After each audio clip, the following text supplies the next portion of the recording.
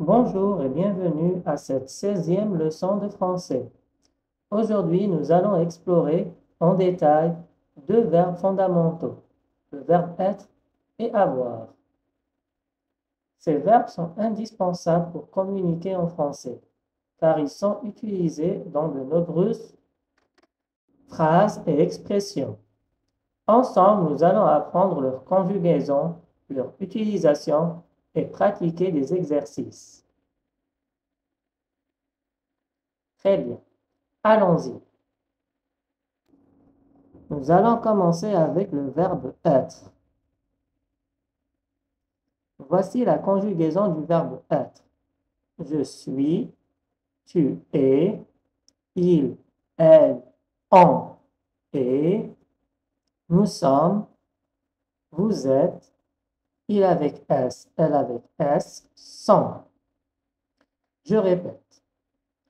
Je suis, tu es, il est, elle est, on est, nous sommes, vous êtes, ils sont, elles sont.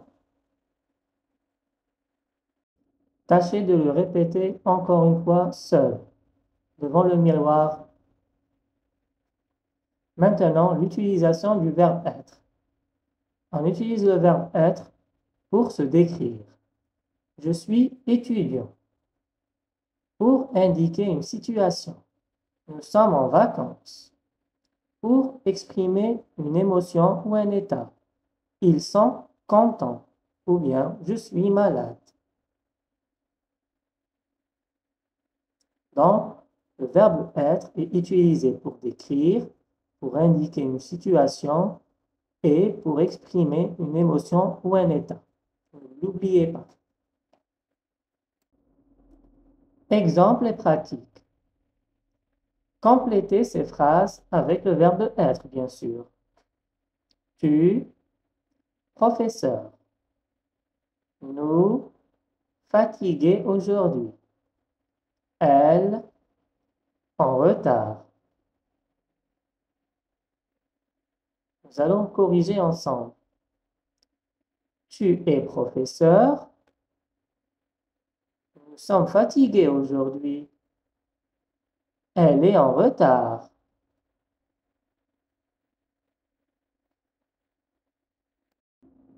Maintenant, nous allons voir le verbe avoir.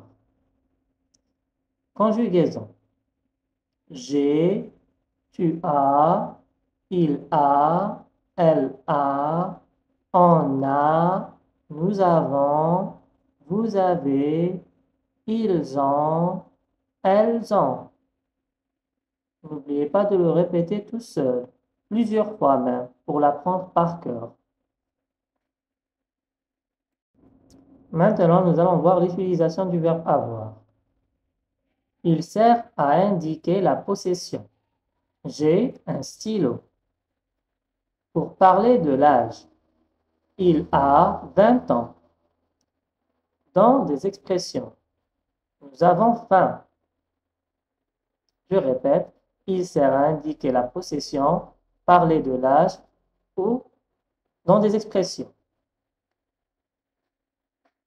Maintenant, quelques exemples et pratiques. Complétez ces phrases avec le verbe avoir, bien sûr. Tu, un animal de compagnie. Il, un problème à résoudre. Je, une idée. Correction.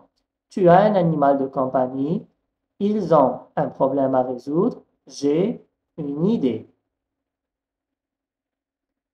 Maintenant, on va voir la comparaison entre être et avoir. Différence principale. Être est utilisé pour décrire un état ou une situation. Avoir est utilisé pour indiquer la possession ou les besoins. Je répète, être est utilisé pour décrire un état ou une situation. Le verbe avoir est utilisé pour indiquer la possession ou les besoins. Voici quelques exemples comparatifs. Je suis fatigué. c'est un état. J'ai sommeil, c'est un besoin. Elle est heureuse, c'est une émotion. Donc, c'est aussi un état. Elle a un cadeau. Possession. Je répète les phrases. Je suis fatigué, j'ai sommeil, elle est heureuse, elle a un cadeau. Enfin, entamons notre dialogue pratique. Sophie, tu es français? Amine, oui, je suis français. Et toi? Sophie, non, je suis canadienne.